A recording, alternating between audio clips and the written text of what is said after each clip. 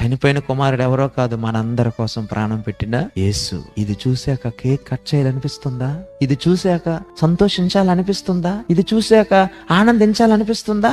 నిజమైన క్రిస్మస్ అంటే అర్థం ఏంటో తెలుసా? ఒక పాపి మారు మనసు పొంది బాప్తిసం తీసుకొని క్రీస్తుని స్వీకరించి ఒక క్రైస్తవునిగా మారితే అదండి నిజమైన క్రిస్మస్. అలా చెయ్యాలంటే నువ్వు కదలాలి, నీ ఇంటి నుండి కదలాలి, నీవు సంఘం నుండి కదలాలి, క్రీస్తు మాటలను సమాజానికి వెళ్ళి ప్రకటించాలి. చావు లేని ఆత్మ వెళ్ళవలసింది పరలోకానికి, నరకానికి కాదు. నరకము నుంచి తప్పించడానికి యేసుక్రీస్తు వచ్చి పిలుస్తున్నాడు. ఇదిగో నీ ఇంటి ముందు నేనున్నాను, నీ తలుపు నేను తట్టుచున్నాను, నన్ను నీ లోపలికి ఆహ్వానించు. ఏమండి, మనం ఆయన పేరు చెప్పి సంతోషించడం కాదండి, యేసులో ఉండి యేసు చెప్పినట్టు బ్రతికితే మనలను చూసి యేసుకి ఏం కలుగుతుందో తెలుసా? సంతోషం కలుగుతుంది. మనం సంతోషించడం ముఖ్యమా? మన కన్న తండ్రిని, మన కోసం ప్రాణం పెట్టిన యేసును సంతోషం పెట్టడం ముఖ్యం. ఏది ముఖ్యం మీరే చెప్పండి.